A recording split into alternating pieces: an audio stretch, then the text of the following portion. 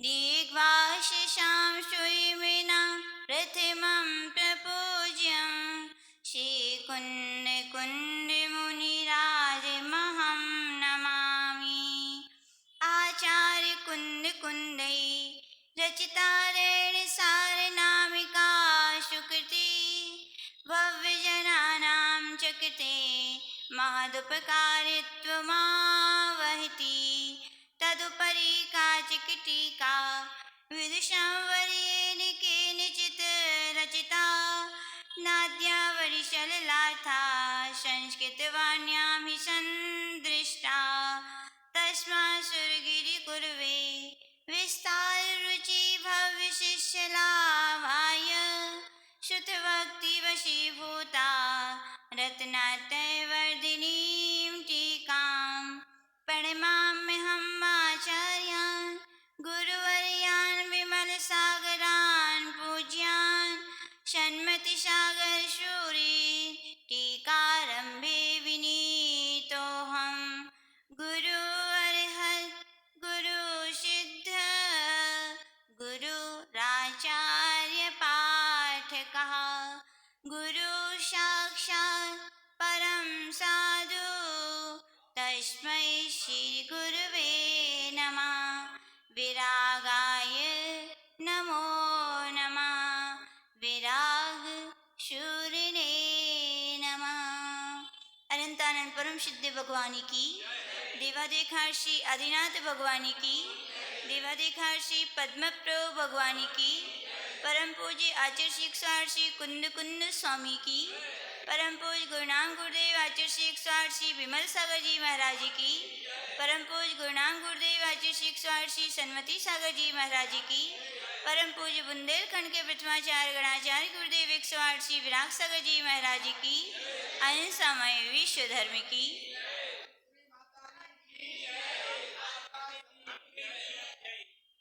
बंधुओं, हम सभी यहाँ पर महान दिगंबराचार्य श्रवण संस्कृति के साधना को वृद्धिगत करने का उपदेश देने वाले हैं श्री आचार्य कुंद कुंद देव की 2000 वर्ष प्राचीनतम कृति रहस्यसार ग्रंथ पर संप्रति परम आराध्य परम श्रद्धे पूज्य गुरुदेव के द्वारा हम सभी अबोध भव्य जीवों के कल्याणार्थ रत्नात्रवरी टीका का श्रवण किया गया। उसी रत्नात्रवरी टीका के माध्यम से हम सभी साक्षात उस जिनेंद्र भगवान की वाणी को सुनने में असमर्थ हैं, या कहें हमारी योग्यता इतनी नहीं है, लेकिन फिर भी विश्वास मानकर रखिए, हम जो सुन रहे हैं, हम जो श्रवण करेंगे वो साक्षात तीर्थंकर की ही वाणी है। ऐसा मान करके जो जीव जीवन में श्रद्धान करता है, तो आचार्य भगवान ने यहाँ दूसरे नंबर की गाथा में कहा था, नियम से वो जीव भव्य है और सम्यक दृष्टि है। क्या है वो? सम्यक दृष्टि, क्योंकि भगवान ने जैसा कहा उसे वो उसी प्रकार से श्रद्धान कर रहा है। आचरण की भी बात अभी नहीं कही, कितनी ऊंची बात कही है। लोग कहते हैं सम्यक संसार समुद्र को पार करना कठिन है, लेकिन आचार्य भगवान कितने दयालु हैं, कितने कृपालु हैं। वो कह रहे हैं, हे भव्यात्माओं, यदि संसार से पार होना है तो उसका प्रथम सूत्र यही है कि जीवन में सम्यक दर्शन धारण करो।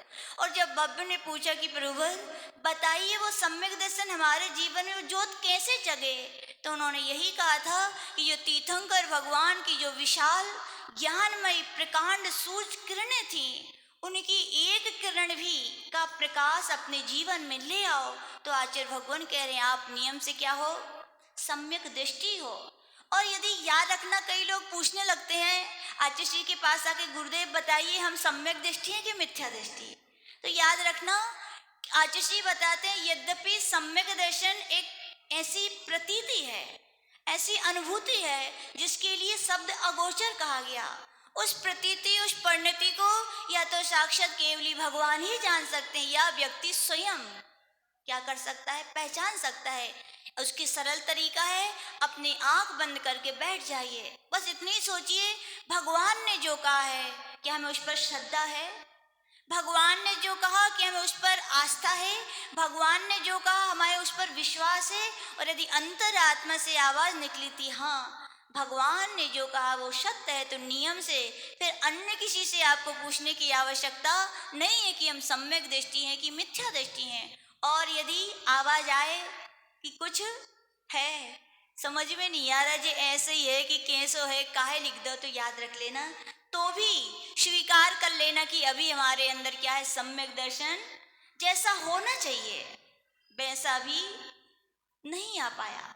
क्योंकि सम्यक दर्शन के भी आने वाले हैं, 8 अंगों का पालन होना जरूरी है। और प्रथम अंग निशंकत ही कहा गया।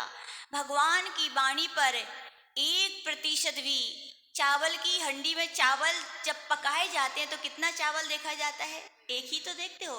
एक चावल देखने से सारे चावल पक चुके हैं, ये आपको श्रद्धान होता है, विश्वास होता है, तभी आप उसका भक्षण करते हो, याद रखना। यदि विश्वास ना हो तो खाओगे क्या? यदि पता चल जाता है कच्चे चावल हैं तो कोई बच्चा भी होगा तो बोले नहीं खाना, मुझे पेट दुखेगा। यानी कि यहाँ पर आचार्य भगवान कह रहे हैं, आचार्य भगवान की यदि एक वाणी सत्य है, एक आपको उनकी बात पर श्रद्धा है, तो विश्वास रखना पूरी बातें भी क्या हैं, भगवान की सत्य हैं। क्योंकि भगवान के विषय में कहा गया, नान्यथा वादिनो जिन्हा, जिनेंद्र भगवान अन्यथा वचन का निरूपण नहीं करते हैं। इस बात के लिए कहा गया था। यहाँ रत्नात्रयवर्धिनी ग्रंथ की गाथा नंबर 4 का हम लोग श्रवण कर रहे थे। यहाँ पर आचार्य भगवान कह रहे थे सम्यक दर्शन रत्न है। तो वहां पे पूछा गया रत्न क्यों है, तो आचार्य भगवान ने कहा लौकिकता में भी देखा जाता है, रत्न जो होते हैं बहुमूल्य होते हैं। क्या होते हैं? बहुमूल्य, यानी कि उनकी मूल्य बहुत ज्यादा होता है अन्य रत्नों की अपेक्षा से। और दूसरा वहां पे विशेषण किया था अति दुर्लभ होते हैं। कोहनूर हीरा सुना सभी ने है, लेकिन आज तक मिला क्या? एक अकेला मिला आज तक। कौन सी कुंडा खदान है कहीं की, वहां मिला, एक हीरा नहीं मिला। नाम हर जगह, हर पुस्तकों में, हर साहित्यकारों ने हर जगह प्रयोग किया, लेकिन मिला कितना? वो एक मिला। बोले रत्न ऐसे अति दुर्लभ होते हैं और बड़ी कठिनाईता से प्राप्त होते हैं। तो कहा गया लौकिकता में जब रत्न इतनी कठिनाईता से इतने बहुमूल्य कहे गए, फिर तो ये आत्मा का रत्न है। क्या है ये? आत्मा का सम्यक दर्शन रत्न है। तो आचार्य भगवान कह रहे हैं यह भी बड़ा बहुमूल्य है, अपना स्वयं का है। और याद रखना वस्तु किसकी है? पराई हो तो लगता है कोई छीन ले जाएगा, कोई चुरा ले जाएगा, लेकिन ये रत्न तो अपना है। और अपनी वस्तु पर तो सबका क्या है? अधिकार होता है। लेकिन भूल अपनी इतनी है कि निज की वस्तु को अपन खुद ही भूल बैठे हैं। क्या भूल है अपनी? निज की वस्तु हमारे अंदर स्वयं है, लेकिन तलाश हम उसकी बाहर कर रहे हैं। तो आचार्य भगवान कह रहे हैं उस सम्यक रत्न की तलाश नहीं करनी। वो बहुमूल्य वस्तु कहाँ है? निज आत्मा का ही वैभव है, अति दुर्लभ है। अति दुर्लभ क्यों है? कभी कभी विचार करते हैं, आचार्य भगवान गुरुदेव बताते हैं अनंत काल हो गए, अनंत 24 हो गई, और अनंत 24 के संपर्क में आने वाले अनंत जीवों ने अपना उद्धार कर लिया। हम क्यों यहीं पड़े रह गए? हम क्यों यहाँ रह गए? यानी कि बड़ा दुर्लभ है। पता नहीं किन किन योनियों में हो करके आते हैं, तब जाके मनुष्य पर्याय मिलती है। और इसमें भी सुकुल, सुदेश, सुकाल, सुद्रव्य, सुसमाज, अच्छे घर के संस्कार, और उससे भी बड़ी निज की परिणति ऐसी हो कि हम तत्व में श्रद्धान करें। ये बड़ा क्या है? दुर्लभ से दुर्लभ कहा गया। तो आचार्य भगवान कह रहे हैं जब लौकिकता में इतनी लोगों के लिए अचेतन रत्नों की इतनी कीमत होती है, तो हमारे निज का चेतन है उसकी प्राप्ति में हमें प्रयत्न करना चाहिए कि नहीं? अवश्य करना चाहिए। कहा गया लाख काम छोड़ करके भी यदि कोई काम करना है तो कहा गया सम्यक दर्शन को प्राप्ति में, और प्राप्ति हो गई तो उसको निर्मल बनाने में क्या करना चाहिए? प्रयत्न करना चाहिए। फिर शिष्य ने पूछा था गुरुदेव सार कहा गया, सार क्या होता है? तो यहाँ पर कल टीका में निकल चुका है, दीर्घ काल स्थायी अविनश्वरो वा सारा, जो दीर्घ काल तक एक सा बना रहे, अविनश्वर रहे, वो क्या कहलाता है? सार।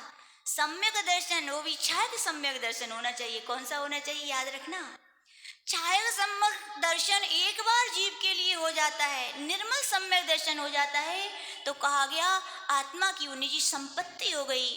अब कोई कितना भी कोशिश करे उसको आपसे छीनने की, वो छीनने वाला नहीं है। क्या है वो? उसकी आपको प्राप्ति हो गई। एक बार छाया सम्यक दर्शन जिस जीव के लिए प्राप्त हो जाता है, कहा गया अविनश्वर, सिद्धत्व की सिद्धि भी हो जाएगी तो भी छाया सम्यक दर्शन आपका वो कोहनूर का हीरा वहां पर जगमगाता रहेगा। क्या रहेगा? जगमगाता रहेगा। सारभूत वस्तु यहाँ पर कहा गया। उसी बात के लिए आचार्य भगवान कह रहे हैं, अतो रत्नात्रय सम्यकतस्व प्रधानता वरीवर्ती। रत्नात्रय भी प्राप्त कर लो तो भी आचार्य भगवान कह रहे हैं सम्यक दर्शन की प्रधानता कही गई। सम्यक दर्शन नहीं है तो कहा गया आपका ज्ञान भी 11 अंगों का और किन्हीं आचार्य के अनुसार 12 अंगों का भी ज्ञान हो जाए तो भी कहा गया उसके अभाव में वो अज्ञान है। क्या है? अज्ञान। किसे कहा गया? यानी कि इतने सारे ज्ञान को भी अज्ञान का सोचने की बात है। ज्ञान क्या अलग अलग है? ज्ञान तो एक ही है, ध्यान रखना। वस्तु तो एक ही है। जैसे कि जल बारिश से जब गिरता है वो एक ही होता है, लेकिन नीम के पेड़ में चला जाए तो कड़वा बन जाता है, ईख के पेड़ में चला जाए तो मिष्ट हो जाता है, और नाली में चला जाए तो गंदा हो जाता है, और स्वाति नक्षत्र की बूंद का सीप में चला जाए तो मोती हो जाता है। पानी की क्वालिटी में अंतर नहीं है। जैसी पात्र में गया वैसी पात्रता आ गई। वैसी कहा गया ज्ञान तो क्या है? ज्ञान है, लेकिन सम्यक दृष्टि जब धारण करता है उसी ज्ञान के लिए तो वो ज्ञान सम्यक ज्ञान कहलाता है, और उसी ज्ञान को कोई मिथ्या दृष्टि धारण करता है तो वही ज्ञान क्या होता है? मिथ्या ज्ञान होता है। कई लोग बोलते हैं माता जी, मान लीजिए पेंसिल है, क्या है ये? पेंसिल है, सम्यक दृष्टि भी देख रहा है, मिथ्या दृष्टि भी देख रहा है। बोले दोनों तो यही जान रहे पेंसिल है, फिर आप क्यों कहते हो कि ये विपरीत ज्ञान है? हाँ, समझ में आ रहे हैं? पेंसिल तो एक सम्यक दृष्टि भी देखता है तो क्या कहेगा? हमसे पूछे भैया क्या है तो क्या कहेगा वो? और मिथ्या दृष्टि से पूछा जाए क्या है तो क्या कहेगा? तो फिर कहो कि आपने कैसे कहा एक का ज्ञान और एक का अज्ञान है? यहाँ पे शंका उत्पन्न हो सकती, इसमें निकल गई आगे भी टीका में।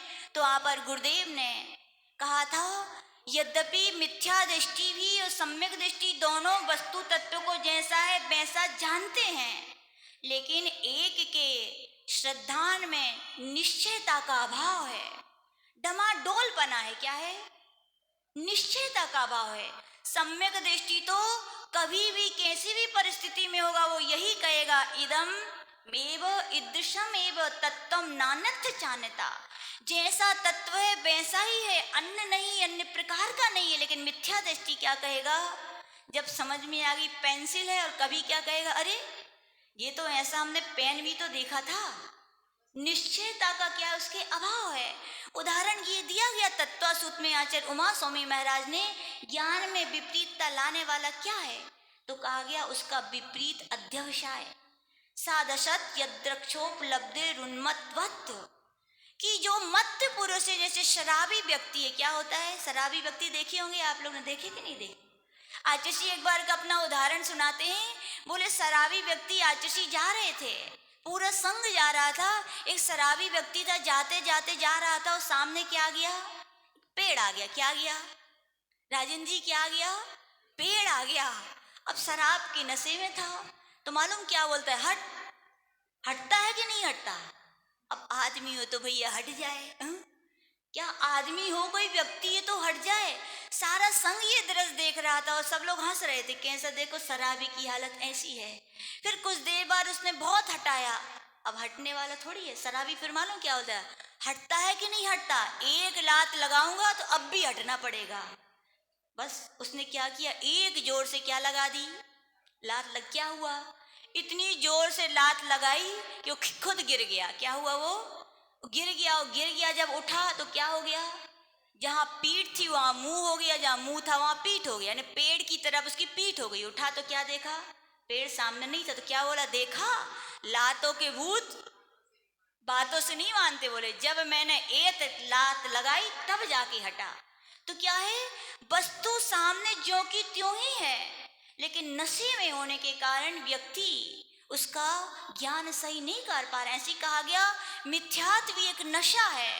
जब मिथ्यात्व कर्म का उदय होता है, पेंसिल को पेंसिल रूप में जानता तो है, लेकिन श्रद्धान यथा जैसा होना चाहिए जिसको कहते पण डंके की चोट पे कहना कि ये पेंसिल ही है।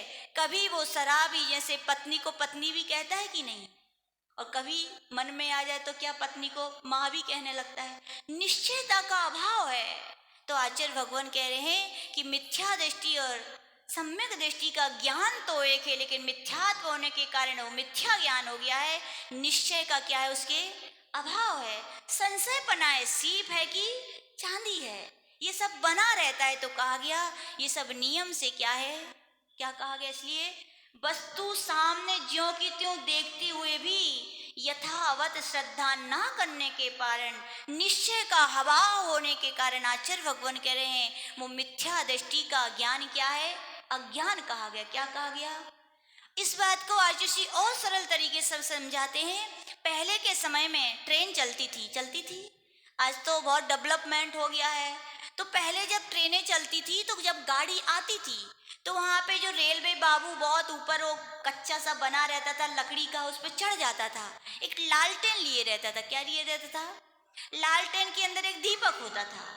दीपक कितने होते थे, एक ही होता था। कितना होता था, एक।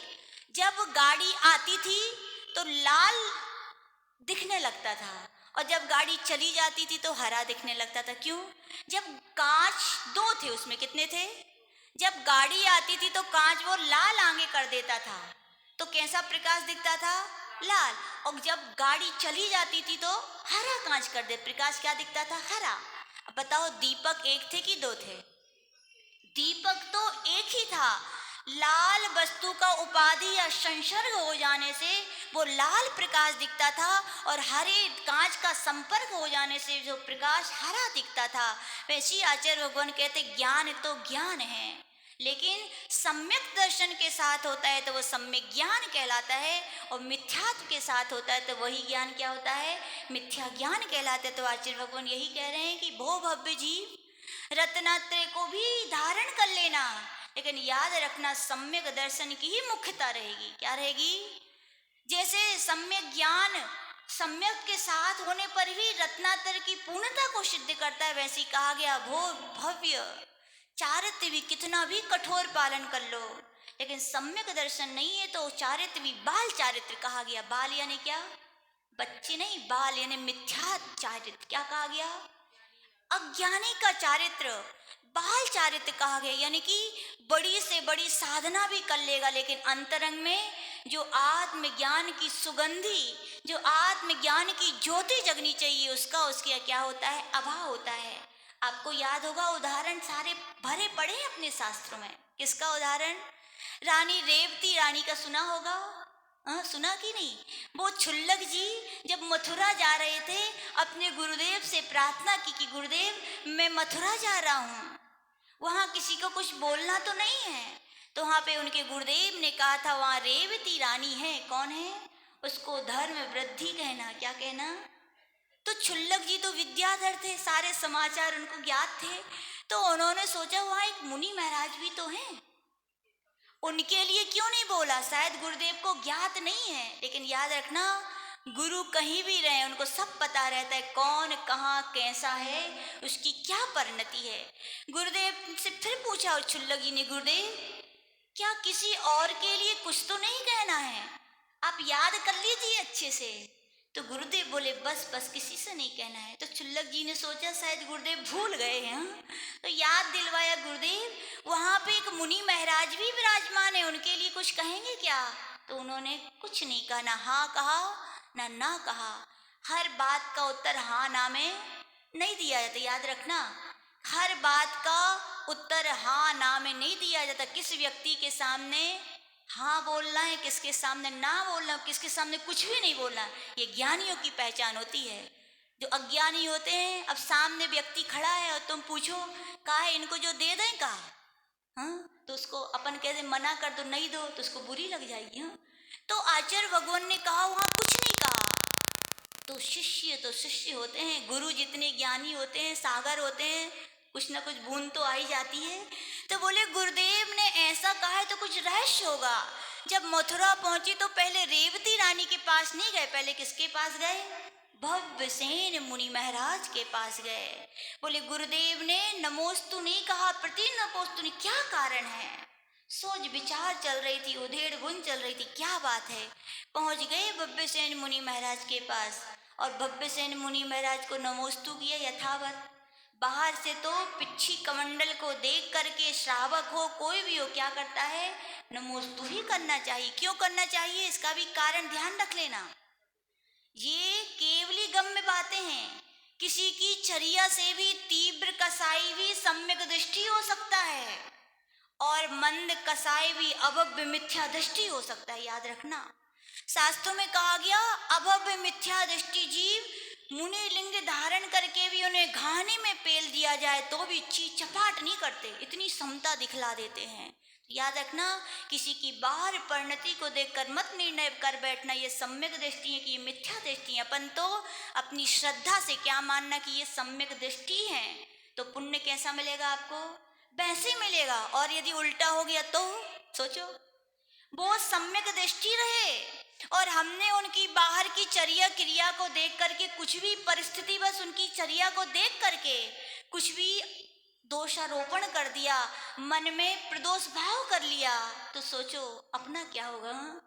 उनका कुछ नहीं होगा, किसका बिगाड़ होगा? अपना होगा। इसीलिए शापकों से कहा गया भैया आप तो क्या देखिए, पिच्छी कमंडल देखिए और क्या कर लीजिए, श्रद्धा से भाव लिंगी ही है ऐसा मान करके क्या कर लीजिए, नमोस्तु कर लीजिए, आपके लिए पुण्य उतना ही मिलेगा। भव्यसेन मुनि महाराज के परीक्षा के लिए भव्यसेन मुनि महाराज के दर्शन किए, सब कुछ पूछा।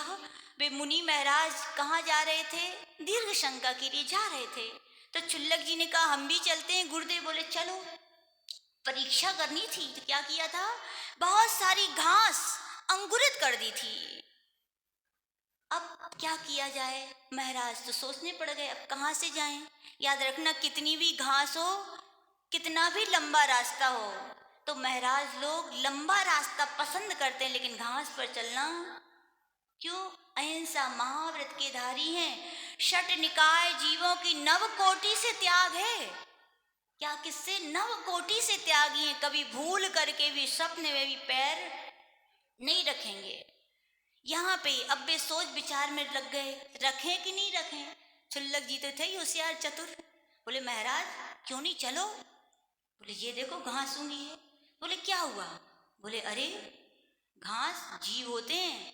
बोले किसने देखा, शास्त्रों की बातें, पता है कि भगवान होते हैं तीर्थंकर। बोले हाँ जी तो सही बोल रहे। बोले कौन ने देखी? बोले तीर्थंकर। बोले कौन ने कही कि ये भगवान ने कहीं लिख दी हुई है कोई नहीं? अब तो बोले हाँ ये भी है। बोले दिख रहे देखो घास में एक जीव नहीं है, सब हरी भरी लहलहा रही, हाँ कहाँ दिख रहे इसमें जीव है? बोले हो। बोले चल लो। बोले कोई तो है ही नहीं है, हम और तुम ही तो हो, दो जने एक ही मत वाले हैं। बोले क्या हुआ?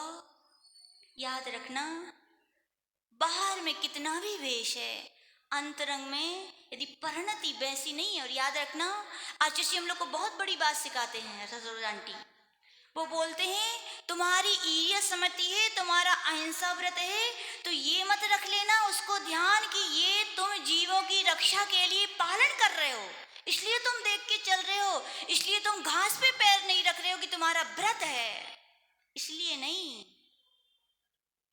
आचार्य बोलते हैं साधक का एक एक कदम पर की तो बाद में रक्षा स्वयं हो जाती है। बोले निज की रक्षा में जो साधक तत्पर रहते हैं, बोले जब साधक को पता होता है एक एक समय में प्रमाद मिथ्यात्व ये सब आश्रयों के कारण है, बिना देख के चलना प्रमाद है, और एक एक समय में सिद्धों के अनंत गुणे अवयवों के अनंत विभाग प्रति समय कर्म बंद हो रहा है। मैं एक भी कदम यदि प्रमाद के साथ चलूंगा, पर जीवों का हनन हो या ना हो, लेकिन मेरे आत्म परिणामों का हनन होगा और इतने सारे जीव मेरे आत्मा से कर्म बंध को प्राप्त हो जाएंगे।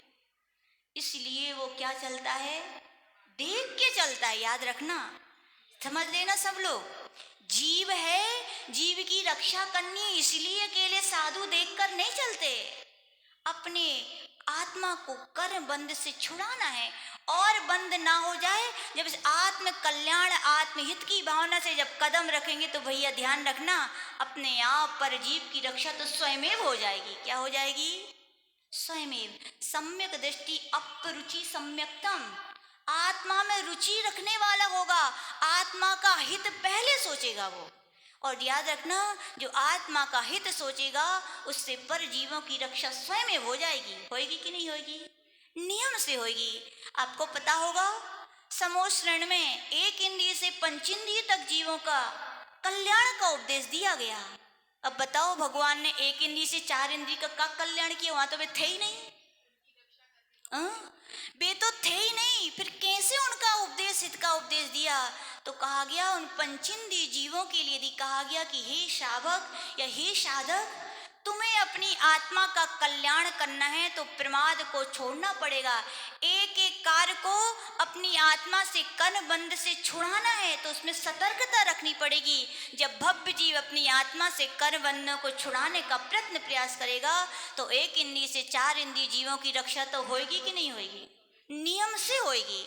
तो भगवान ने उपदेश दिया कि नहीं दिया? प्रश्न आ सकते हैं। कई लोग हैं अपन दिमाग लगाएं तब आते हैं, स्वाध्याय का चिंतन करें तब आते हैं प्रश्न कि देखो भगवान की समोश्रण में तो भव्य जीव ही रहते हैं, वो भी पंचेंद्रिय होते हैं। और शास्त्रों में कहा गया एक इंद्रिय से पंच इंद्रियों तक के लिए उपदेश दिया गया। एक इंद्रिय चार इंद्रिय को क्या उनका हित का उपदेश दिया? तो पंचेंद्रियों को उपदेश दिया गया। उनसे वे भगवान की बताई हुई मार्ग पर चलेंगे तो एक इंद्रिय से चार इंद्रियों की जीव की रक्षा क्या हो जाएगी? अपने आप हो जाएगी। तो ये क्या है? अपरुचि सम्यक्तम, सम्यक दृष्टि जीव को, आत्मा को सबसे पहले कर्म बंध से ना बंधे। और जो बंध गए हैं उनको तो कुछ किया नहीं जा सकता है। उनको तो जब उदय में आएंगे समता से सहेंगे, स्वयमेव निर्जीर्ण होना है।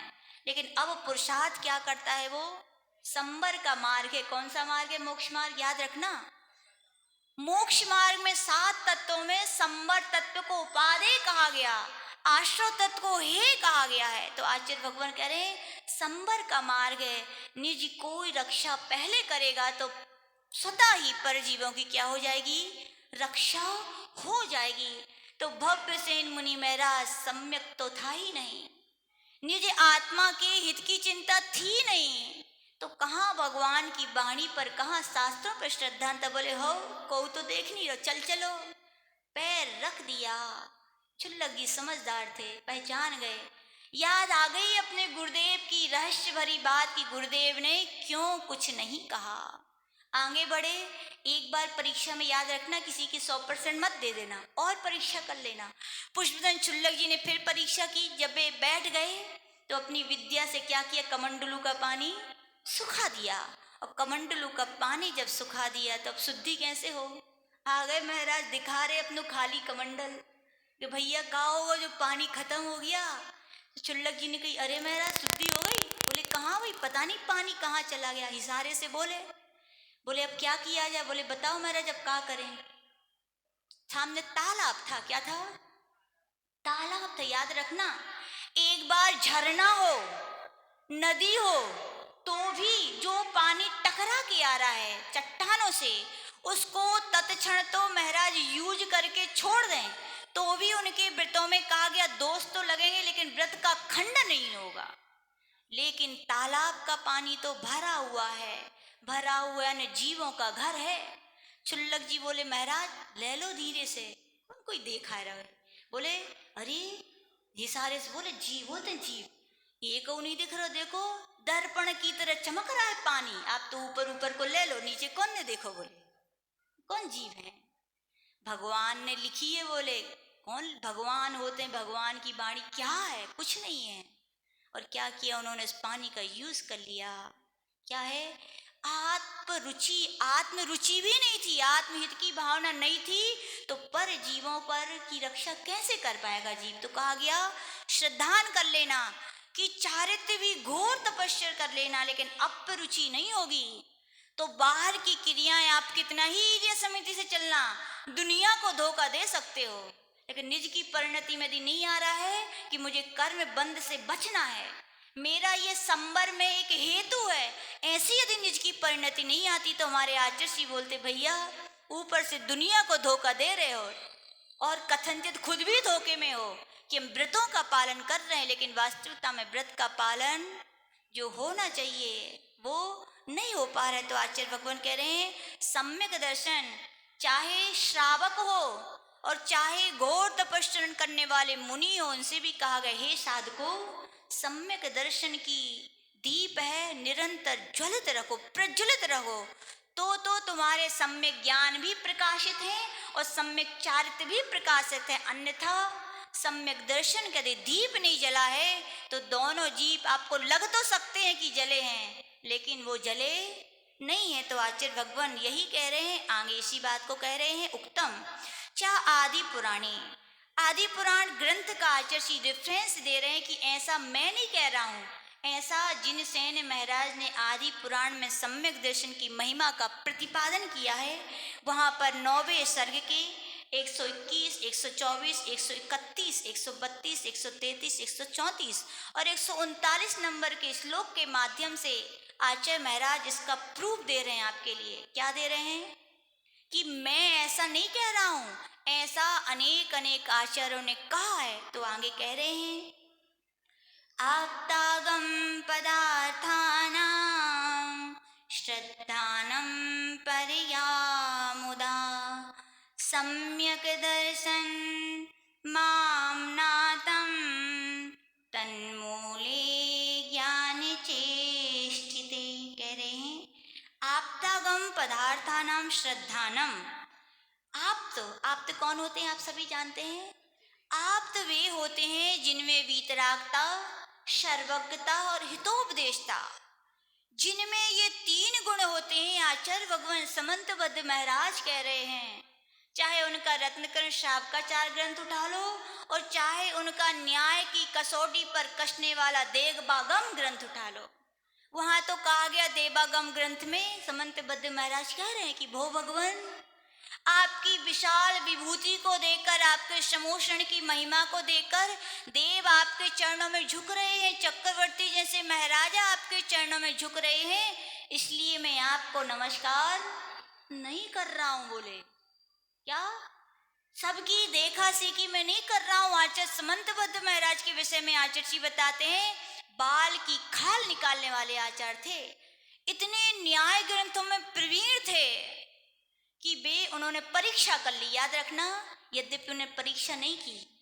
उनने परीक्षा, उनको तो श्रद्धान था, दूसरे लोग जो अश्रद्धान थे उनको श्रद्धान कराने के लिए ऐसा कहा गया कि उन्हें परीक्षा की कसौटी पर कसा उनके लिए कि जैसा कहा गया वो सत्य है। बोले भो भगवान, मैं आपकी बाहर विभूति को देखकर नहीं आया हूँ, मैं तो इसलिए आया हूँ क्योंकि आप में क्या है, बीतरागता है। क्या है बीतरागता? किसे कहते हैं बीतरागता? यानी क्या, जो 18 दोषों से रहित हो। याद रखने, सब बातें याद होनी चाहिए। जब कोई व्यक्ति पूछता है आप कौन है भैया, और हम बड़े शान से कह देते हैं हम जैन हैं। जैन क्या बोलते हो, क्या बोलते हो, जैन है। और फिर वो पूछ ले काहे भैया आप जैन काहे हो, सिर नीचे हो जाता है कि नहीं, जो पता ही नहीं है बोले जैन हो तो भैया याद रखना, हम जिनेंद्र भगवान ने जो कहा है हम उनकी मानने वाले हैं, इसलिए जैन हैं। क्या हो आप, जैन क्यों हो, याद रख लेना सब लोग। अपने घर के बच्चे बड़े बूढ़ों सबको सिखा देना कि हम जैन हैं तो क्यों हैं, जिनेंद्र भगवान के हम उपासक हैं, हम आराधक हैं, जैसा उनने कहा उनकी मानने वाले हैं, इसलिए आप क्या हो, जैन हो। और कोई पूछ ले वे जिनेंद्र भगवान कौन है तो फिर क्या कहोगे, हाँ कहिए जो भी नहीं पता ये भगवान मंदिर में बैठे, बोले बे जिनेंद्र भगवान। याद रखना ये तो मूर्ति है, मूर्ति के दर्शन करने से भी पुण्य मिलता है, ये सत्य है, लेकिन साथ में मूर्तिमान के दर्शन, उनके गुण से जिस दर्शन करोगे तो सोने पे सुहागा का काम करेगा पुण्य। क्या करेगा, सोने पे सुहागा। यानी कि जिनेंद्र भगवान जी हमारे बैठे हैं तो क्यों हैं, इन्होंने राग देश काम क्रोध आदि को जीत लिया, इसलिए वे क्या है, जिन है। क्या है, जिन कहो या जिनेंद्र कहो। तो याद रख लेना सब लोग, याद हो गया कि नहीं हुआ। जैन क्यों हो राजेंद्र जी, जिनेंद्र भगवान की हम मानने वाले हैं, इसलिए हम जैन हैं। और जिन भगवान जिनेंद्र कौन है, जिन्होंने काम क्रोध राग देश को जीत लिया है, वे जिनेंद्र भगवान हैं। इसीलिए वो जो कहेंगे वो सत्य कहेंगे। याद रखना, व्यक्ति असत्य कब बोलता है? आचार्य जी बताते हैं, जब राग हो, है ना? राग हो तो असत्य बोला जाता है, द्वेष हो तो असत्य बोला जाता है, कसाई आए तो असत्य बोला जाता है, अरति हो, शोक हो, भय हो, दुगुंचा हो, जो कुछ हो, जो दोष हैं वे हमारे अंदर होते हैं तो जीव क्या बोलता है? असत्य बोलता है। लेकिन जिनके ये सब हो ही ना, असत्य बोलेंगे क्या? हाँ, नहीं बोलते। याद रखना, वक्ता की प्रमाणिकता से उसकी बात अपने आप प्रमाणित होती है कि नहीं? वक्ता जितना श्रेष्ठ होगा, अपने समाज में भी देखते कई लोग होते नहीं अच्छे, वो यदि कह दें तो अपन क्या बोलते हैं? उनने कहा है तो बात सही है। अंजन चोर की कहानी सुनी क्या? वो जिनेंद्र भक्त सेठ ने कहा है तो बात क्या है? सत्य है। वक्ता से उसकी बात प्रमाणित होती है। तीर्थंकर भगवान वीतरागी हैं, दोषों से रहित हैं, तो वो कभी असत्य नहीं बोलेंगे। नान्यथा वादिनो जिना, उनने जो कहा है वो क्या है? सत्य है। तो आप का प्रथम लक्षण क्या है? वीतरागता। याद कर लेना ये सब बातें। इतना भी अपन ने याद कर लिया तो याद रखना, सम्यक दृष्टि इन्हीं बातों से निर्मल होगा। पूजा पाठ करना तो मानते हैं एक है, लेकिन अंतरंग में ये भाव वासना जब तक नहीं आएगी, उपयोग की निर्मलता नहीं रहेगी, तो याद रखना, योग तो शुभ हो सकता है लेकिन उपयोग भटकता रहेगा। क्या होगा? उपयोग कब भटकता है मालूम है? जब हमें वस्तु का तो ज्ञान होता है, लेकिन वस्तु किससे बनी, क्यों बनी, क्या नहीं, ये सब ज्ञान नहीं होता तो मन कहते भटक जाता है। लेकिन जब पता हो, कहा जाए पेंसिल का ध्यान करना है और अपन ने कहा ठीक है, पेंसिल का ध्यान ऐसी होती है, 1 मिनट में खत्म बात, लेकिन ये पता हो उसके अंदर लीड होती है, वो ऐसे बनती है, उसके अंदर रबर होती है, तो क्या ध्यान की अवधि बढ़ जाएगी, आपका उपयोग की निर्मलता और निर्मलता की ओर जा सकता है। तो आचार्य भगवान कह रहे हैं, भगवान को जानो, लेकिन भगवान के साथ साथ उनके गुणों को भी जानो। उनके गुणों को जान करके जो पूजा भक्ति करोगे तो पुण्य अभी तो जितना मिलता है तो मिलता है, इतना मिलेगा कि झोली छोटी पड़ जाएगी। कितना मिलेगा? वास्तविकता में जैन धर्म में भाव प्रधान धर्म कहा गया। कैसा कहा गया? भाव प्रधान। द्रव्य शुद्धि है, द्रव्य में उपादानता है, द्रव्य में यदि अनुकूलता है तो द्रव्य से सब करना ही चाहिए और उसके साथ भाव भी लगाने चाहिए। लेकिन द्रव्य की अनुकूलता ना हो तो भाव तो बनानी चाहिए। द्रव्य की अनुकूलता यानी क्या? ये नहीं कि सो गए थे अब नींद नहीं खुली, तो ये द्रव्य की अनुकूलता नहीं है, प्रतिकूलता नहीं है। ये द्रव्य की प्रतिकूलता यानी क्या? हम बीमार हो गए, हम हॉस्पिटल में हैं और फिर भी वहां लेटे लेटे क्या सोच रहे हैं? ओहो, कैसे पाप कर्म कर आया, मैं स्वस्थ होता तो सुबह सुबह उठ करके स्नान करके भगवान के अभिषेक करता, दर्शन करता, स्तुति करता, पूजन करता। तो ये क्या है? द्रव्य की प्रतिकूलता है, लेकिन भाव अनुकूल बनाए रखे हैं। तो आचार्य भगवान कह रहे हैं कि ऐसा अपने क्या होना चाहिए? भावों की यानी कि इतनी महिमा कही गई। द्रव्य अनुकूल है तो भाव भी अनुकूल होने चाहिए, लेकिन द्रव्य प्रतिकूल हो जाए तो भाव भी अनुकूल ही रखने चाहिए। तो भी कहा गया पुण्य का बंध होता है। क्या कहा गया? पुण्य का बंध होता है। तो आचार्य भगवान यही कह रहे हैं। क्या कह रहे हैं? कि वहां पर कहानी चल रही थी। किसकी चल रही थी? अपनी नहीं, वीतरागता का लक्षण चल रहा है अपना, कि वीतरागी भगवान कैसे हैं? दोषों से रहित हैं। उन्होंने जो कहा इसलिए क्या है? सत्य है। आपका समय हो गया। कल भगवान सर्वज्ञ हैं। नहीं, ये बोल रहे थे कि 9:30 तक चलेगा।